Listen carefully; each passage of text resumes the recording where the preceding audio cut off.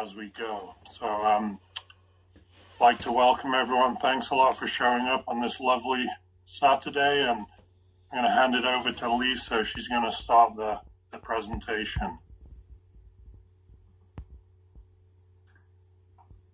Okay, can everyone hear me okay?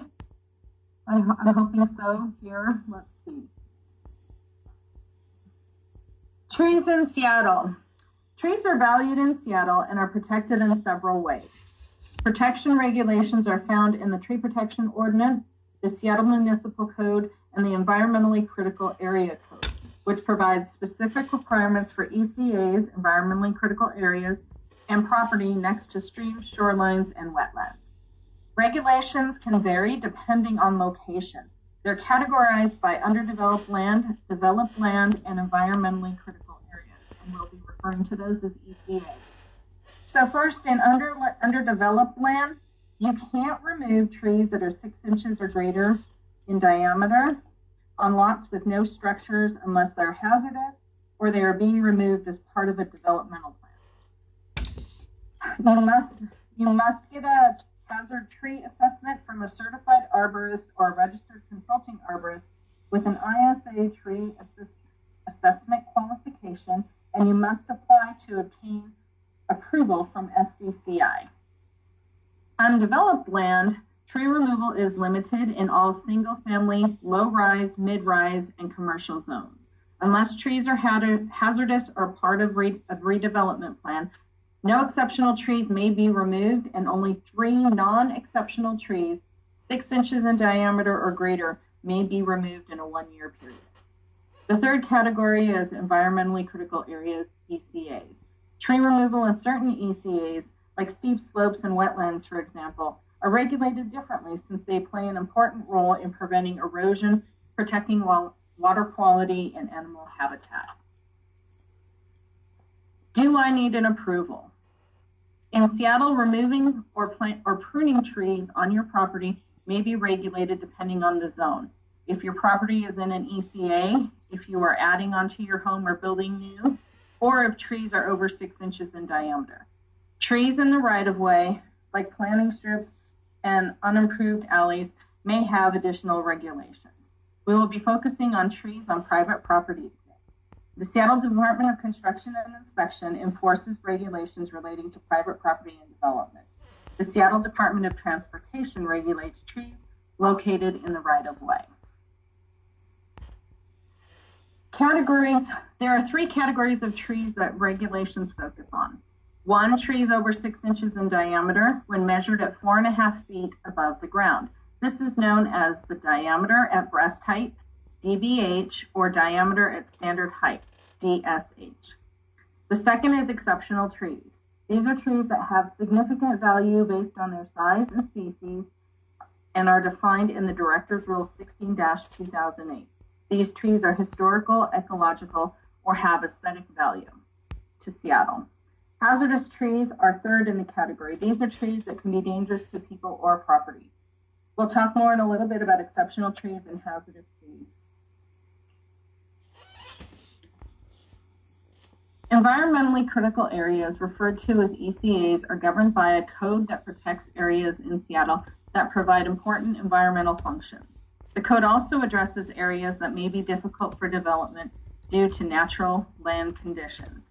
The goal of these regulations is to provide protections to these areas while also protecting public safety while allowing for development in Seattle. There are limited reasons that allow for removal of trees and vegetation in an ECA. These include normal maintenance when part of an approved permit issued for building or grading, for certain ECA restorations, or mitigating the removal of an identified hazardous tree. I will now turn over to Deb. Thanks, Lisa. I'm going to start talking about exceptional trees in a little bit more detail. So first of all, exceptional trees are defined and described in much more detail in Director's Rule 16-2008, and we have a link to that at the end of our presentation, and we can also answer more questions if there are some about that. But in general, first, an exceptional tree is designated as one that's designated as a heritage tree by the city of Seattle.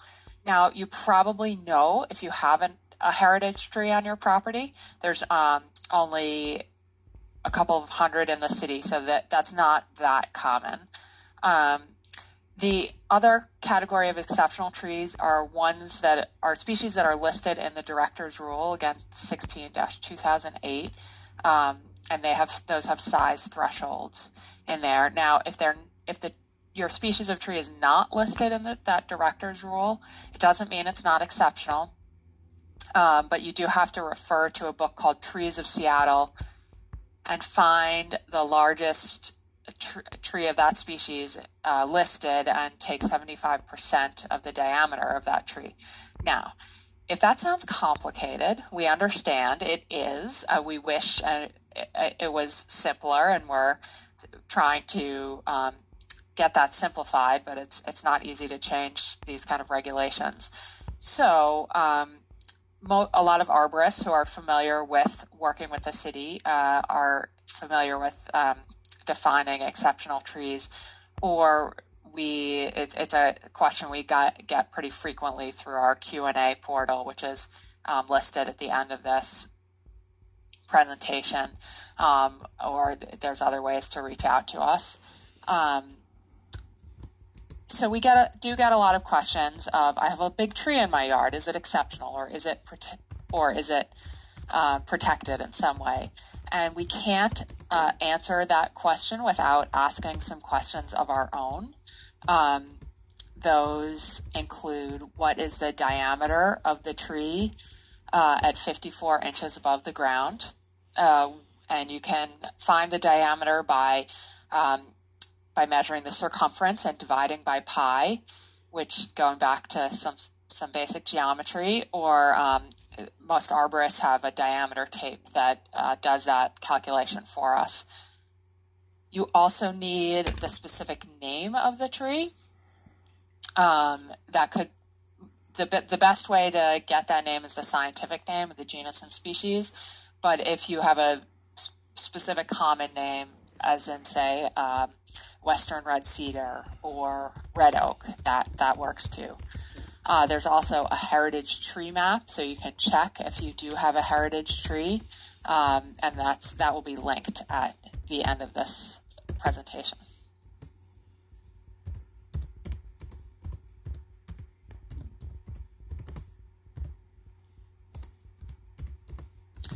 So next I'll talk a little bit more about what it means to have a hazardous tree.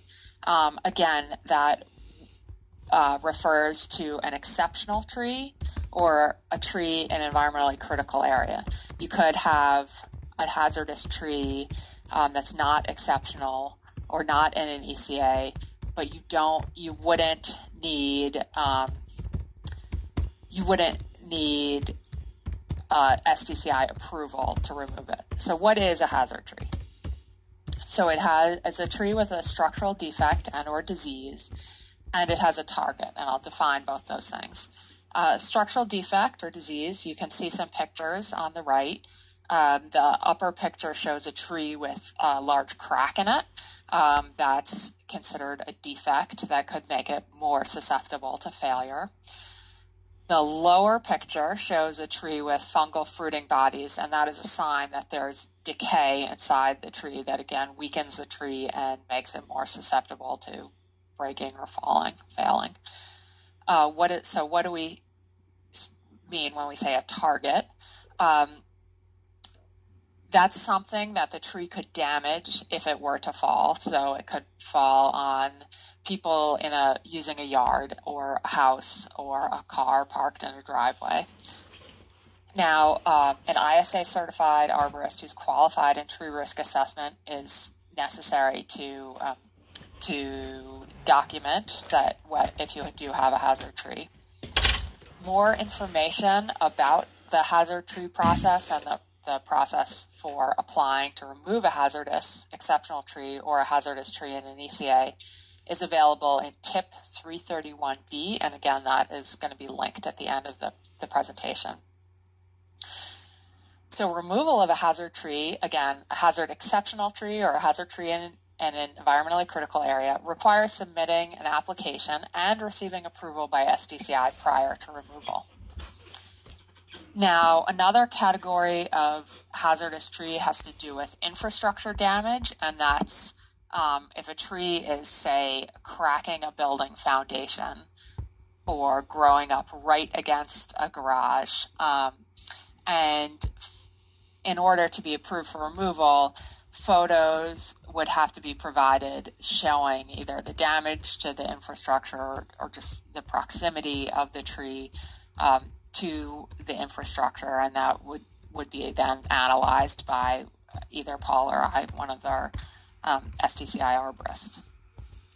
There's another category of removal of where trees can be removed without prior approval, but that's only in particular situations where it's an emergency. So that an arborist looks at the tree and they deem, or, a qualified arborist looks at the tree and they deem that it's immediate danger to life or property, that tree, it's not safe to leave it for several weeks because it could fail in the meantime.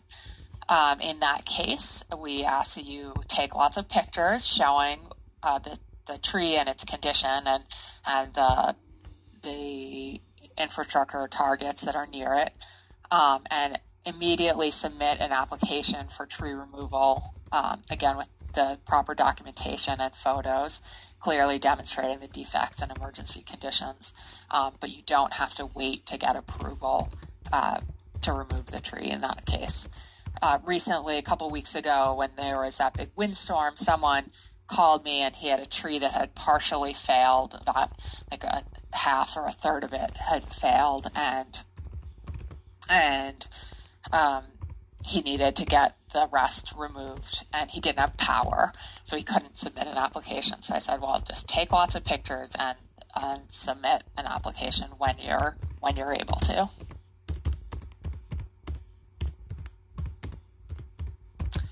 Okay, so what you need to know about removing trees in an environmentally critical area. SDCI approval is required to remove any tree over 6 inches in an environmentally critical area. The same, again, more information is available in that tip 331B, and it does have to be shown that those trees are hazardous. Tree removal may be allowed if it's part of an issued building or grading permit, but again, that is examined and considered as part of the building permit review. Now, as we discussed, a qualified professional must be hired to provide the documentation and make the call of whether the tree is hazardous and whether, if an ECA is to prepare a revegetation plan. And a qualified professional has to have some professional certifications, education and training, experience, and for, again, tree risk assessment, current tree risk assessment qualification as established by the International Society of Arboriculture. So removing trees not in an environmentally critical area on private property, SDCI approval is required if the trees are exceptional, or if you're proposing to move more than 3 trees in 1 calendar year, or if the lot is undeveloped. In other words, it does not have any structures, houses, or anything else on the lot. And again, those are all cases in order to get SDCI approval, you would need to submit a hazard tree application, and that's discussed in tip 331B. As far as street trees, whether that's in unimproved rights-of-way or in the planting strip between the sidewalk and the street, again, in the right-of-way, an SDOT approval, so Seattle Department of Transportation SDOT approval and permit is required, and you can file for those permits online. So tree pruning. In general, tree pruning does not require so tree pruning on private property does not require SDCI approval. but with one big caveat that tree pruning has to be according to arboricultural standards. So a definition of tree pruning is the pruning of a tree through crown thinning, crown cleaning, windowing, or crown raising. It does not include the topping of trees or any other trimming which is likely to kill or significantly damage the tree. And the pictures on the right show an example of tree pruning. For private trees, private property trees in environmentally critical areas, pruning, again, must meet ANSI A300 standards. That's the arboricultural standard for pruning, and should be pruned by an ISA certified arborist. Pruning in areas over 750 square feet, which would probably mean pruning quite a few trees, may require a maintenance plan.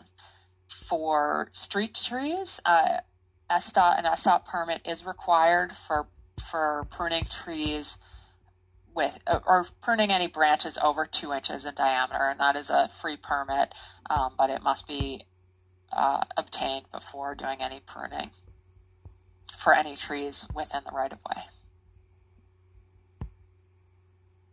A little more on tree pruning. As I said, if you're pruning trees on your private property and you're pruning according to arboricultural standards, no SDCI approval is required. But if you're topping trees, that is viewed as basically the same as removal. And topping is defined as the cutting back of limbs to stubs within the tree crown to such a degree as to remove the normal canopy and disfigure the tree, or the cutting back of limbs or branches to lateral branches that are less than 1/2 of the diameter of the limb or branch that is cut. So this picture shows improper pruning or topping. Unfortunately, I came across this a few weeks ago on a weekend on my way to the University Farmers Market, where this crew was working on these trees in the right-of-way, and I asked them if they had a permit. The guy doing the work said, "Well, I don't need a permit because I'm not removing the trees, I'm just pruning them." And I had to say, no, that's not pruning, that's topping, and that's not allowed. Again, topping is not allowed. So on to a happier topic of planting trees. For street trees, any trees in the right-of-way, an SDOT permit is required, but that's a free permit, and that you have to obtain that permit so that SDOT makes sure that you're not planting a tree that's going to block visibility in an intersection or raise the sidewalk in a couple of years. For private trees, on your private property, in general, no approval is required to plant trees on private property. The one exception might be if it's in an environmentally critical area and it's part of a larger restoration. And with that, I will, next slide. So I'll turn it over to Lisa, sorry. That's okay. So types of illegal cutting. Illegal tree cutting occurs when regulations are violated. Trees growing in Seattle that are Department of Parks and Recreation owned parks and boulevards and city-owned green belts can only be pruned, not cut, after getting a permit from the Department of Parks and Rec. Tree topping is prohibited. Removing a tree to improve the view is not allowed, and that is basically what tree topping is. And it's not allowed on any park properties. Trees on street or alley right-of-ways can only be pruned or removed after getting a permit from the Department of Transportation. This also includes trees in unimproved rights-of-way. Again, tree topping is not allowed in rights-of-way. On private property, you cannot remove any exceptional tree unless it has been declared hazardous. You must get a hazard tree assessment from a certified arborist or a registered consulting arborist, and you must apply for and obtain approval from SDCI before removing.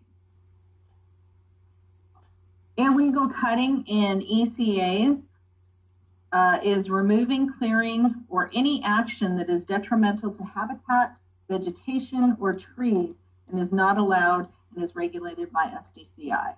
This includes areas such as steep slope, slide areas, wetlands, shoreline habitats, and shoreline habitat buffers. With an approval from SDCI and a replanting plan, hazardous and non-native trees can be removed within some ECAs. Tree maintenance is allowed without approvals from SDCI, as long as cutting is not harmful to the health of the tree and meets pruning standards never discussed earlier. Again, tree topping is illegal and not allowed. Tree companies that you have hired to do any work on regulated trees or in regulated areas must have the approval from the city with them while they're doing the working. If not, they can be subject to a stop work order. In the shoreline district, you can't remove any trees or vegetation without an issued shoreline exemption or building permit. The shoreline district is usually the land within 200 feet of a shoreline or large body of water. The shoreline restrictions are the same for tree and vegetation removal regardless of whether in an ECA or not. Tree removal must also comply with the tree protection code. So where do you find more information? We have added a link here because we did a quick overview of so many bigger topics here, so many big topics. We have put together a list of where you can go to get more detailed information on the areas that we discussed today. Please use the link, which is right there at the very top, which takes you to the City of Seattle website to be able to obtain these items and get more information. We have also put together a list of helpful resources that can provide you with a tremendous amount of assistance and information depending on your needs. We'll now go to Paul and open up for questions. And again, you can please raise your hand and Paul can call on you, or you can type it into the chat box. Hi, folks. Hey, thanks a lot, Deb and Lisa, for presenting.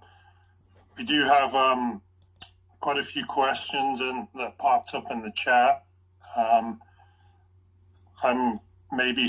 What I'll do is unmute those folks who asked the questions, and we could have, that way, if you have follow-up questions, we could have more of a conversation. That might be helpful. I'm just going to go back through the chat and see. Looks like Heidi, you had a comment. Bear with me because I have to scroll through all the users here.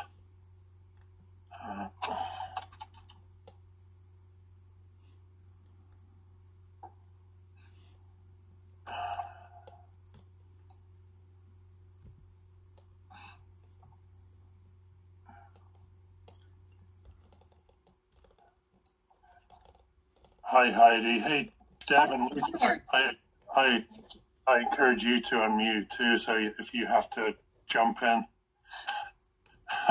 Yes, I'm unmuted. Thank you.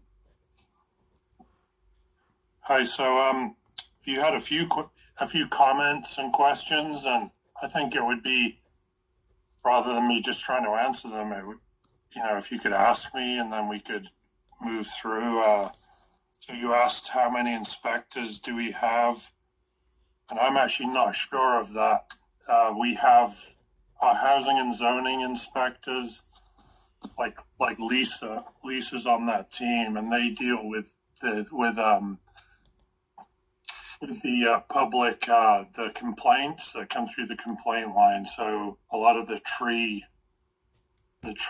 issues they're dealing with are directly from complaints. So that, and then you have a different group of inspectors who deal with the building side of things. So I don't know, Lisa, if you know how many. I'm not sure. For housing zoning inspectors, we have about 18 inspectors, but we deal with trees, land use, overgrown vegetation, housing. So trees is just a small part of what we do. I see. Thank you. Uh-huh. And there's also a group of site inspectors who do, for issued building permits, any kind of construction permits, they are looking at everything that goes on the site. So checking tree protection, to make sure that it's according to plan. They are looking at excavation, all different aspects of the site. And I'm not exactly sure how many there are. Thank you. But there isn't a dedicated inspector that is deployed to a development site every time there is a new permit that's issued.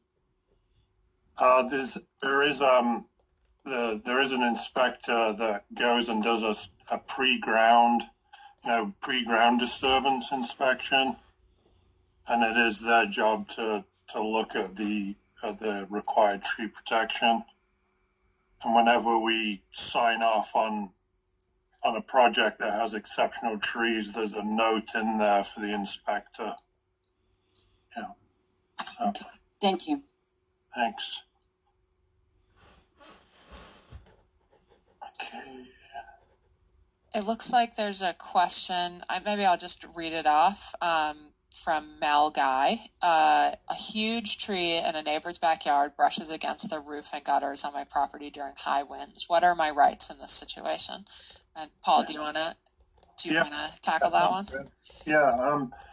So your rights are, I'm an arborist too, not a lawyer, but from what I've learned, you do have rights to prune the tree if it stretches onto your property, as long as you're not doing damage that's going to cause to its decline. So you do have rights to prune the tree back to standards. Yeah. But only the parts that are directly over your property. So you can't go onto your neighbor's property, even if that would, to say, prune the branch all the way back to the trunk, if the trunk's on your neighbor's property. Right. What I usually recommend is for people, first the best way is to talk to your neighbor and come to an agreement about having a certified arborist prune the tree with both parties' approval. If they are not willing to do that and you would need to access the tree from their property, I would talk to your homeowner's insurance about your concerns. Including even maybe sending a certified letter documenting your concerns. And again, you're only going to be able to prune the parts over your property. But it's best in maintaining a good neighbor relationship to try to work with your neighbor on getting a pruning plan that both parties agree to. Yeah, that's key, I think. So, okay. So, one of Heidi's questions that we didn't address was, where do we file the re-vegetation plans? And I think all of the information is subject to public information, but the main place would be through the Acela portal and searching through using a property address. I don't believe correct me if I'm wrong, Deb, if there's an actual designated place that those vegetation plans are stored. It would be through the Acela portal. Yeah, I think it's called the Seattle Services Portal, and you can find that on our website and search for the property address. A specific question: how much lean in a tree is not dangerous? Well, that's really dependent on the tree, the conditions, and that would be up to a tree risk assessor to determine if that lean is natural or unnatural.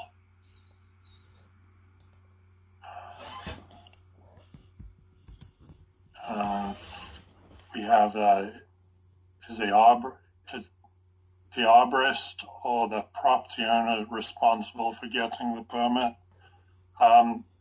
It depends. It's sometimes the arborist who applies, sometimes the property owner, but the property owner does have to sign a financial responsibility form for that. Just to clarify, yes, through the portal, I think ultimately it's the property owner's responsibility, but through the portal, either the arborist or the property owner can do the application. But if it's the property owner, they need the report and risk assessment from the arborist, and they have to upload that to the portal. Yeah. We got a ton of questions.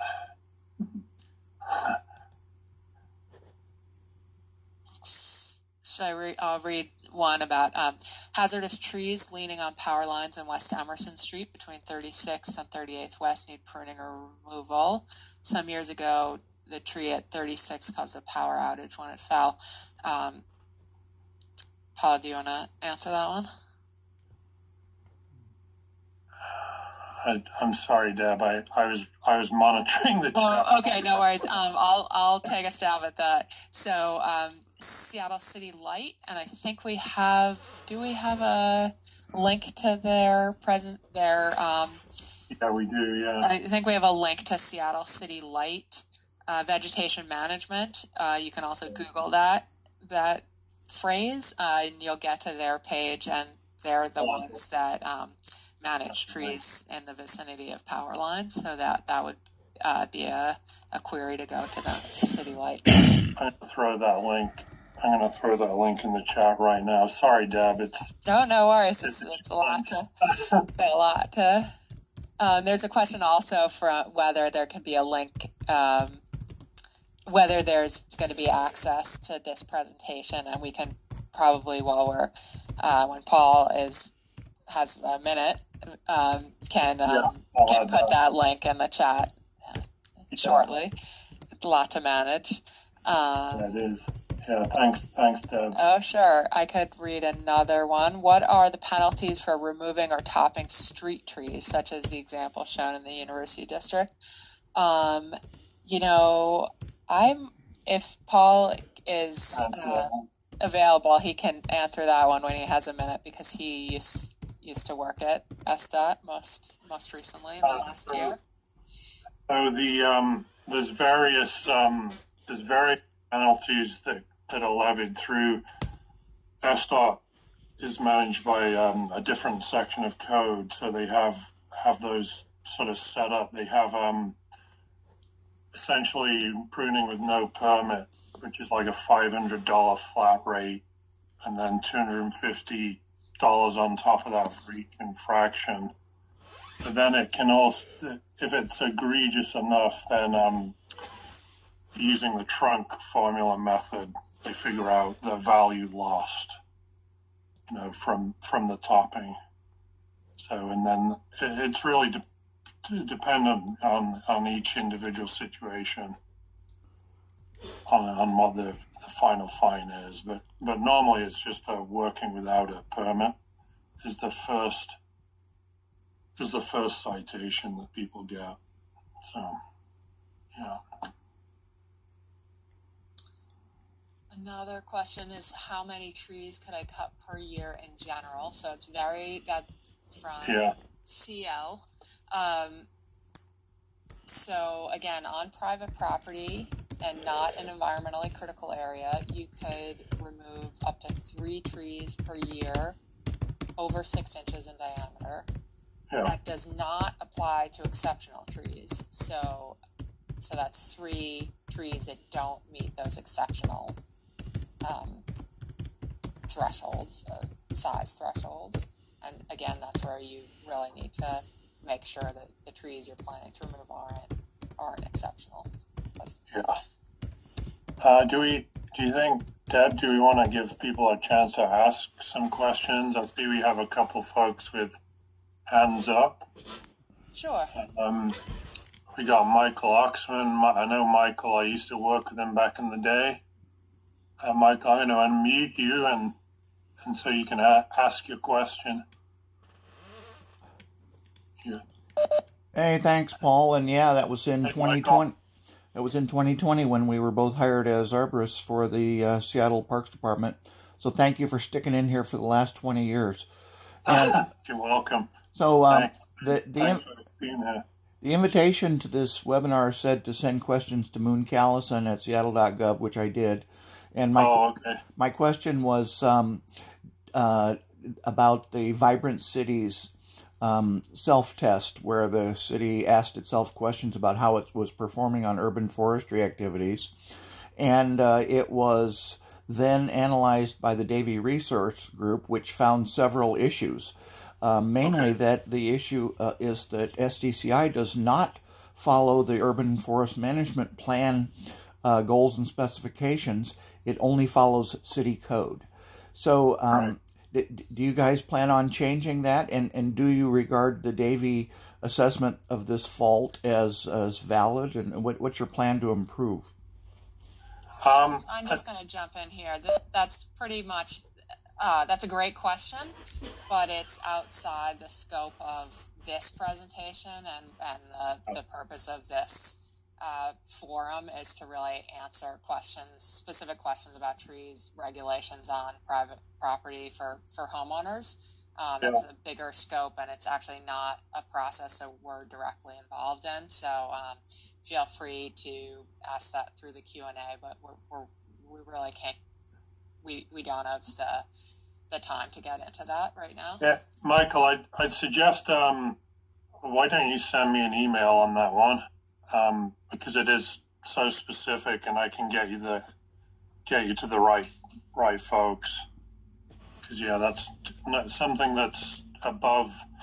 Deb and I are reviewing plans and making sure things are, related to the code, and we're not always involved in some of that, the higher level stuff. So I just suggest that you email me. Samantha, they have their hands up. I'm gonna unmute.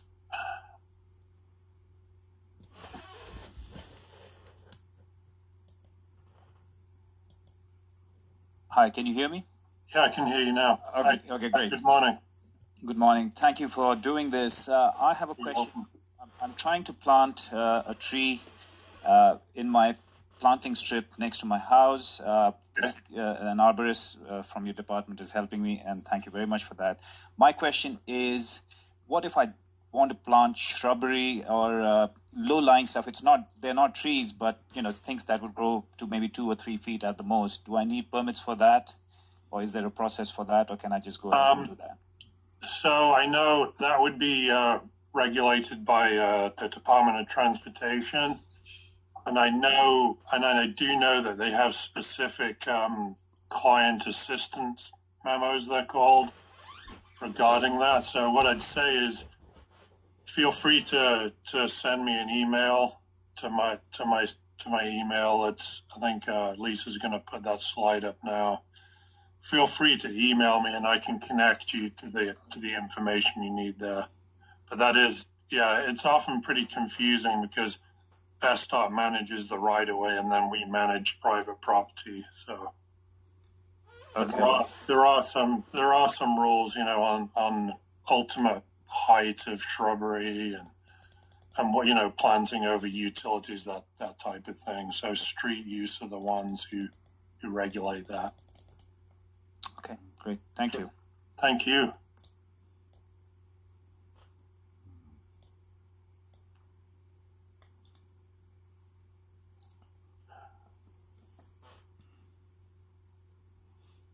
So we have a question here about hedges. Are cypress hedges generally subject to tree removal regulations?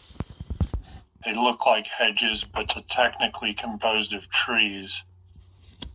That's a good question. The code really does nothing to address that. I think our opinion on that is the intent of the planting. If it was intended to be a hedge, and it's pretty obvious that it's a hedge, then approval wouldn't be necessary unless it's in one of the ECA areas.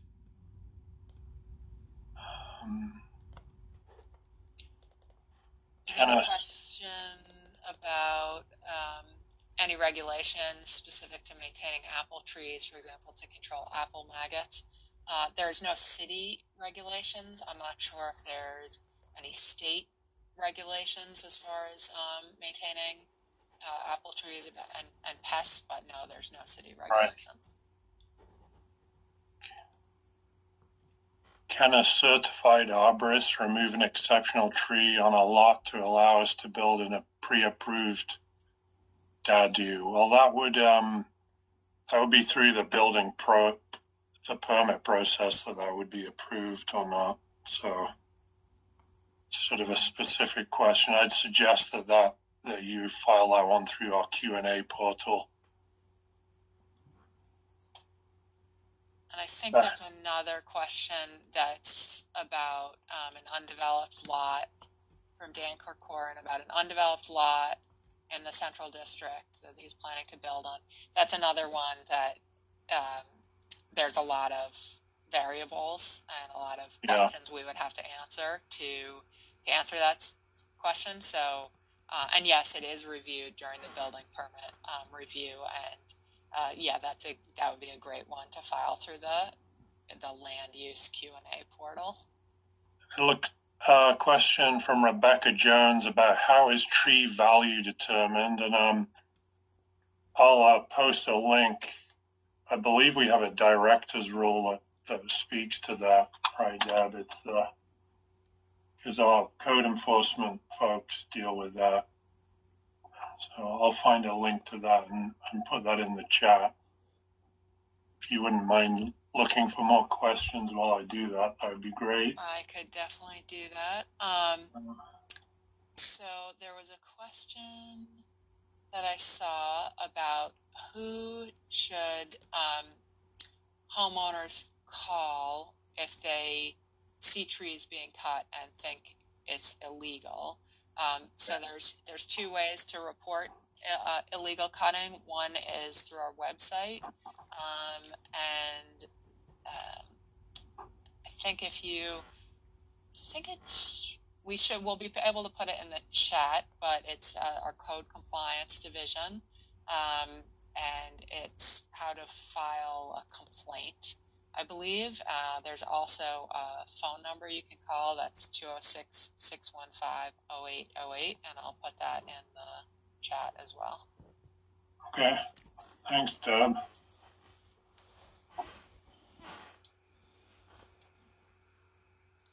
Okay, I got a question here. A property owner who has overgrown trees over a shared alley in the city of Seattle.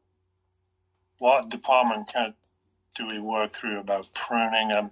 STCI will issue a notice for vegetation from private property that blocks a public right-of-way, and also SDOT too. So either SDOT or STCI. And the phone number for SDOT, the general tree line, is 206-684-733. It's a good place to start. But also our STCI complaint line too.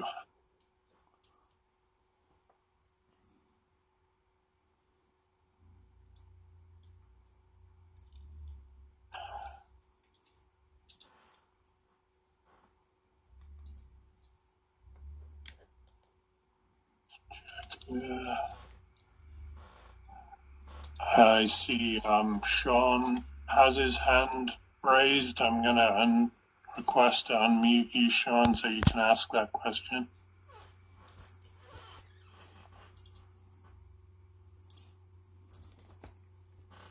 Hello. Hi, Sean. Good morning. You can hear me all right? Yeah, I hear you loud and clear. Excellent. So I got a property in Leshai. Is a big renovation, and when we purchased it, there's a yew tree that is probably exceptional, was in some power lines probably, and that's likely why they topped it, but I don't know if that work was permitted. I'm assuming it was not. They also removed a bunch of trees that were up against the house, and So I'm mostly just worrying, is there any liability? Is there any permitting stuff that I should do? I am doing a large renovation that is going to have inspectors on site for building and code permitting stuff. So it would be great to just know if there's anything that's going to come up during that visit related to that, or anything that I can do now to get ahead of any compliance or code issues with work that they did. I think work that has happened before, because we tend to be complaint based, shouldn't be an issue. We always encourage you to talk to an arborist, of course, because our code is so specific, dependent on species. Right. But yeah, we wouldn't be actively kind of going after someone for work that the previous owner did. Okay. On trees. I mean, people often top trees. Yeah, so it's sort of a bigger issue. Okay. But yeah, because our tree protection code, the director's rule that pertains to it is so specific on species, it's sort of can be kind of hard to answer unless we've analyzed what's going on your site. Okay. But I would definitely be cognizant of the critical areas, because they can kind of complicate things. But we are on an ECA steep slope in the back tiny corner of the property. Right. It's kind of unfortunate. These trees are not near that. There are some trees that are by there, and that's kind of the second part of my question. Is we also have other trees, and we'd like to mitigate some of the ECA steep slope stuff at some point in the future, which would require moving or raising trees. So I assume that's the same operation. Are there any kind of considerations? I heard that 3 trees is the number that you can do a year-ish. But yeah, there are about 5 trees on the low part of our lot that we would that may be affected by the work. Yeah, I mean, if within the mapped ECA area, the 3 trees a year does not apply. Okay. It's you're actually, if any kind of tree or vegetation removal needs to be permitted there. Yeah. But I would suggest also with this one, because you have very site-specific questions, feel free to email either Deb and I, and we can loop you in with our ECA reviewer too. Okay. She directly deals with the ECA areas, because it's actually a whole different section of code too. The ECA code. We have an exception open for our current work, which does not affect it. So I don't know. Does that open up a channel of communication having gone through that process, or would we want to contact? Was that through email that you were thinking that we would contact you? I think so. Yeah, if you have specific questions, but if you have an issued building permit to the remodel, then that should have been addressed through the review process. Okay. So. Yeah, well, we're in the queue, so not yet. Oh, okay. All right. Thank you. Thank you. Thanks for the questions. Thanks for coming along today. Yeah, this is great.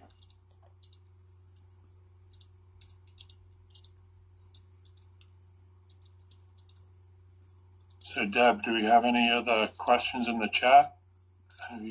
Let's see. I was just trying to, I was just posting a link to the page where the presentations will be posted. They're not posted yet, but I'm thinking that probably this week they will be posted. So let's see. There's a question of 2 large trees were cut down in the same landside area recently in my neighborhood. Are trees in landside areas kept track of as an aggregate by SDCI?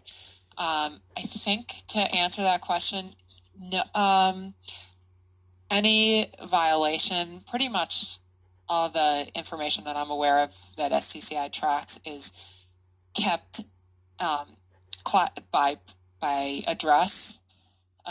So if you looked up the address where those trees were removed, I think if there was any kind of violation, that would be noted there.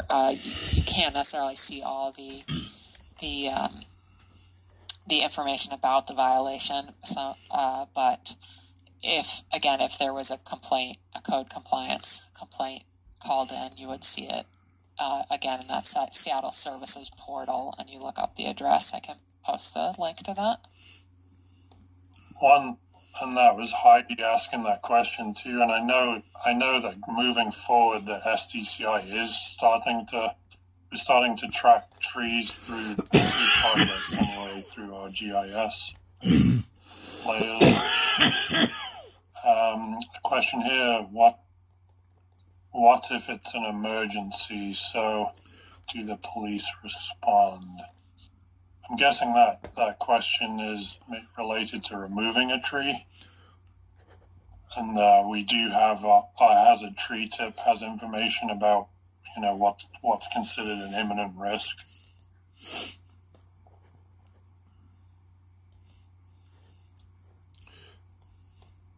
Please list a flow chart with all SDCI employees in urban forestry. I think that's something that we're going to have to work on, Heidi, afterwards and get to you.